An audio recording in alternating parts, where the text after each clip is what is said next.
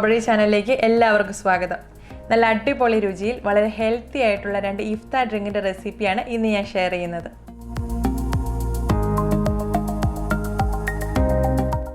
റെസിപ്പിയിലേക്ക് കിടക്കുന്നതിന് മുന്നേ ഒരു പ്രോഡക്റ്റ് നിങ്ങളെ പരിചയപ്പെടുത്താം. ഒരു സ്റ്റെയിൻലെസ് സ്റ്റീൽ ടംബ്ലറാണിത്. 64 ഹൈഡ്രോ പ്രോഡക്റ്റ് ആണ്. ഗിഫ്റ്റ് ചെയ്യാൻ പറ്റുന്ന ഒരുപാട് പേഴ്സണലൈസ്ഡ് പ്രോഡക്റ്റ്സ് അവർക്കുണ്ട്. ഈ ഒരു ടംബ്ലറിൽ എൻ്റെ പേര് പ്രിൻറ്റ് ചെയ്തിട്ടുണ്ട്. വളരെ യൂസ്ഫുള്ളായ ചൂടും തണുപ്പും ഒക്കെ നിൽക്കുന്ന ഇൻസുലേറ്റഡ് ആയിട്ടുള്ള ഒരു ടംബ്ലറാണിത്. അപ്പോൾ ഇതിനെപ്പറ്റി അറിയാൻ താല്പര്യമുണ്ടെങ്കിൽ ഡീറ്റെയിൽസ് ഡിസ്ക്രിപ്ഷൻ ബോക്സിൽ കൊടുത്തിട്ടുണ്ട്. അപ്പോൾ ഇനി നമുക്ക് റെസിപ്പിയിലേക്ക് കിടക്കാം. ആദ്യം ക്യാരറ്റ് സർബത്ത് തയ്യാറാക്കാം.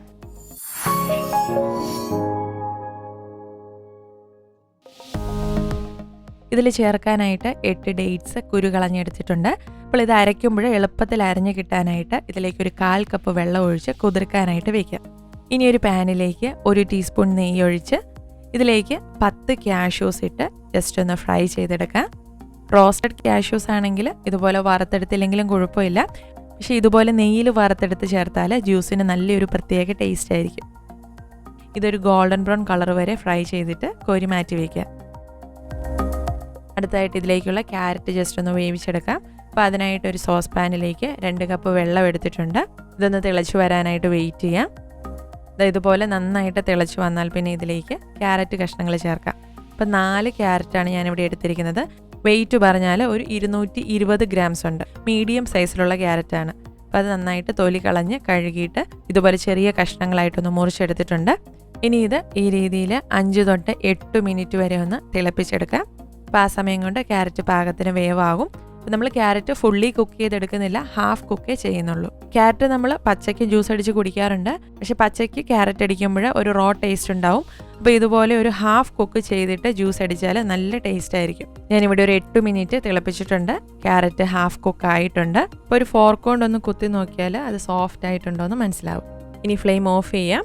ഒരു അരിപ്പയിലൂടെ ഇതിലെ വെള്ളം ഒന്ന് വാർന്ന് മാറ്റി വയ്ക്കാം. ഈ ക്യാരറ്റ് ഇപ്പോൾ നല്ല ചൂടാണ്, അതുകൊണ്ട് കുറച്ചൊന്ന് വെയിറ്റ് ചെയ്യാം. അതൊന്ന് തണുത്ത് കഴിയുമ്പോൾ സർബത്ത് റെഡിയാക്കാം. ഇനി ഈ തണുത്ത ക്യാരറ്റ് അടിച്ചെടുക്കാനായിട്ട് ബ്ലെൻഡറിൻ്റെയോ മിക്സിയുടെയോ ജാറിലേക്ക് മാറ്റാം. അപ്പോൾ ഈ ഒരു ഡ്രിങ്ക് പെട്ടെന്ന് തയ്യാറാക്കി എടുക്കണമെന്നുണ്ടെങ്കിൽ എപ്പോഴേലും സമയമുള്ളപ്പോൾ കുറച്ചധികം ക്യാരറ്റ് ഇതുപോലെ ഒന്ന് വേവിച്ച് ഫ്രിഡ്ജിൽ സൂക്ഷിച്ചാൽ മതി. ഇപ്പോൾ നമുക്ക് എപ്പോഴാണോ ജ്യൂസ് തയ്യാറാക്കേണ്ടത് ആ സമയത്ത് പെട്ടെന്ന് എടുത്ത് തയ്യാറാക്കാം. ഇനി ഇതിലേക്ക് കുതിരാൻ വെച്ചിരുന്ന ഡേറ്റ്സ് ആ വെള്ളത്തോടു കൂടി തന്നെ ചേർക്കാം. നെയ്യിൽ വറുത്ത് വെച്ചിരുന്ന കാഷ്യൂസ് ചേർക്കാം. 2 പിഞ്ച് ഏലക്കാപ്പൊടി കൂടി ചേർക്കാം. ഇനി ഇത് നല്ല ക്രീം പോലെ അരച്ചെടുക്കണം. അപ്പോൾ അരയ്ക്കാൻ ബുദ്ധിമുട്ടാണെങ്കിൽ കുറച്ച് പാൽ കൂടി ചേർത്ത് അരച്ചെടുക്കാം. അപ്പോൾ ഞാനിവിടെ 1 കപ്പ് പാൽ കൂടി ചേർത്ത് ഇതുപോലെ നല്ല സ്മൂത്തായിട്ട് അരച്ചെടുത്തിട്ടുണ്ട്. ഇപ്പോൾ നല്ല തിക്കായിട്ടാണ് ഇരിക്കുന്നത്. അപ്പോൾ 1 കപ്പ് പാൽ കൂടി ചേർത്ത് ഒന്നുകൂടെ ഒന്ന് അടിച്ചെടുക്കാം. അപ്പോൾ ഞാൻ ഇതിൽ മൊത്തത്തിൽ 2 കപ്പ് പാലാണ് ചേർത്തിരിക്കുന്നത്. അപ്പോൾ ഇത്ര തിക്കായിട്ടിരിക്കുന്നത് താല്പര്യമില്ലെന്നുണ്ടെങ്കിൽ കൂടുതൽ പാല് ചേർത്ത് ലൂസാക്കാവുന്നതാണ്. പിന്നെ ഞാൻ ഇതിൽ പഞ്ചസാരയൊന്നും ചേർത്തിട്ടില്ല. ഇതിൽ ചേർത്തിരിക്കുന്ന ഡേറ്റ്സിൻ്റെ മധുരം കൊണ്ട് തന്നെ ഇപ്പോൾ ജ്യൂസിന് ആവശ്യത്തിനുള്ള മധുരമുണ്ട്. അപ്പോൾ എക്സ്ട്രാ പാലൊക്കെ ചേർക്കുന്നുണ്ടെങ്കിൽ മധുരം നോക്കിയിട്ട് പഞ്ചസാരയോ മിൽക്ക് മെയ്ഡോ ചേർത്ത് മധുരം അഡ്ജസ്റ്റ് ചെയ്യുക. പിന്നെ ഞാനിതിൽ ചേർത്തിരിക്കുന്ന പാല് പാസ്ചറൈസ്ഡ് മിൽക്കാണ്, അതുകൊണ്ട് തിളപ്പിച്ചിട്ടൊന്നുമില്ല. അപ്പോൾ നിങ്ങൾ സാധാ പാലാണ് ഉപയോഗിക്കുന്നതെങ്കിൽ തിളപ്പിച്ചാർച്ചിട്ട് ഉപയോഗിക്കുക. അപ്പോൾ നമ്മുടെ ക്യാരറ്റ് സർബത്ത് ഇവിടെ റെഡി ആയിട്ടുണ്ട്. നല്ല അടിപൊളി ടേസ്റ്റാണ്. അപ്പോൾ ഇത് കുറച്ച് സമയം ഫ്രിഡ്ജിൽ വെച്ച് തണുപ്പിച്ചിട്ട് കഴിച്ചാലാണ് കൂടുതൽ ടേസ്റ്റ്. അപ്പോൾ തണുപ്പ് താല്പര്യമില്ലാത്തവർക്ക് ഇതിങ്ങനെ തന്നെ സെർവ് ചെയ്യാം.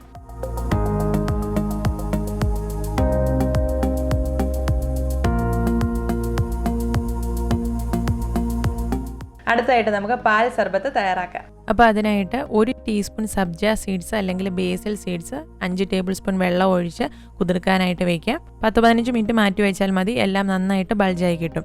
അപ്പോൾ ഇത് കയ്യിലുണ്ടെങ്കിൽ ചേർക്കുക. ഇത് ചേർത്തില്ലെങ്കിലും ജ്യൂസിന് പ്രത്യേകിച്ച് ടേസ്റ്റ് വ്യത്യാസമൊന്നും വരില്ല. പക്ഷേ കുറേ ഹെൽത്ത് ബെനിഫിറ്റ്സ് ഉള്ള ഒന്നാണ് ഈ ബേസിൽ സീഡ്സ്. അപ്പോൾ ഉണ്ടെങ്കിൽ ചേർക്കുക. അടുത്തതായിട്ട് ചവ്വരി വേവിക്കാനായിട്ട് ഒരു പാനിലേക്ക് 3 കപ്പ് വെള്ളം എടുത്തിട്ടുണ്ട്. വെള്ളം നന്നായിട്ട് തിളച്ച് തുടങ്ങിയാൽ ഇതിലേക്ക് ചവ്വരി ചേർക്കാം. ഞാനിവിടെ 1/2 കപ്പ് ചവ്വരിയാണ് ചേർക്കുന്നത്. അപ്പോൾ ചവ്വരിയുടെ അളവ് നിങ്ങളുടെ ഇഷ്ടത്തിനനുസരിച്ച് കൂടുതലോ കുറച്ചോ എടുക്കാം. അപ്പോൾ ഈ ഒരു രീതിയിൽ 10 തൊട്ട് 15 മിനിറ്റ് വരെ തിളപ്പിച്ചാൽ മതി. ചവ്വരി നന്നായിട്ട് വേവായി കിട്ടും. അപ്പോൾ ഇതിലും എളുപ്പത്തിൽ ചവ്വരി വേവിച്ചെടുക്കണമെങ്കിൽ നമ്മൾ ചവ്വരി പായസത്തിൽ ചെയ്തതുപോലെ ഒരു കുക്കറിലോട്ടിട്ട് 1 വിസിൽ വരെ ഒന്ന് വേവിച്ചാൽ മതി. പെർഫെക്റ്റ് ആയിട്ട് വേവായി കിട്ടും. ഞാനിവിടെ ഒരു 10-13 മിനിറ്റ് തിളപ്പിച്ചിട്ടുണ്ട്. ചവ്വരി വേവായിട്ടുണ്ട്. അപ്പം വേവാകുമ്പോൾ അതിൻ്റെ കളറ് മാറിയിട്ട് ഇതുപോലെ ട്രാൻസ്പെറൻ്റ് ആയിട്ടുള്ളൊരു കളർ വരും. അപ്പോൾ ഇതിൽ നിന്നും വെള്ളം ഒരു അരിപ്പയിലൂടെ ഒന്ന് ഊറ്റി മാറ്റാം. അതിനുശേഷം ഇത് തണുത്ത വെള്ളം ഒഴിച്ച് നന്നായിട്ടൊന്ന് കഴുകിയെടുക്കാം. പൈപ്പിൻ്റെ അടിയിൽ പിടിച്ച് കുറച്ച് സമയം ഒന്ന് കഴുകിയെടുത്താലും മതി. അപ്പോൾ ഇങ്ങനെ ചെയ്യുമ്പോൾ ഇതിൻ്റെ തമ്മിലുള്ള ഒട്ടലെല്ലാം മാറിക്കിട്ടും. അടുത്തായിട്ട് മിക്സിയുടെ ചെറിയ ജാറിലേക്ക് ഒരു 20 പിസ്ത, 10 കാഷ്യൂസ്, 1 ടേബിൾ സ്പൂൺ പഞ്ചസാര, ഇതെല്ലാം കൂടി നന്നായിട്ടൊന്ന് പൊടിച്ചെടുക്കാം.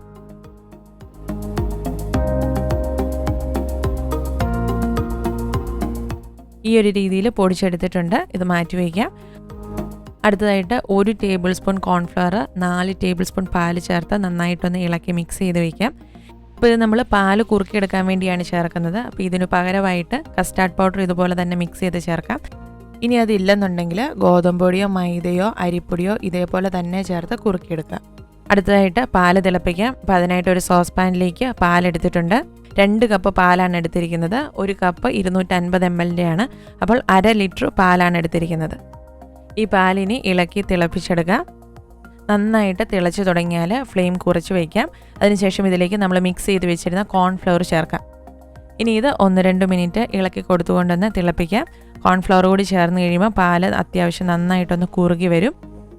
ഇതുപോലെ കുറുകി വന്നാൽ ഇതിലേക്ക് നമ്മൾ പിസ്തയും കാഷ്യൂവും പഞ്ചസാരയും കൂടി പൊടിച്ചു വെച്ചിരുന്നത് ചേർക്കാം. വീണ്ടും നന്നായി ഇളക്കി യോജിപ്പിക്കാം. ഇനി ഇത് 1 മിനിറ്റ് കൂടെ ഒന്ന് ഇളക്കിയാൽ മതി. ഒത്തിരി സമയമൊന്നും ഇളക്കി കുറുക്കേണ്ട കാര്യമില്ല. പിന്നെ ഇത് ഇളക്കി കൊടുത്തുകൊണ്ട് തന്നെ ചെയ്യണം, അല്ലെങ്കിൽ അടിയിൽ വല്ലാണ്ട് കരിഞ്ഞു പിടിക്കും.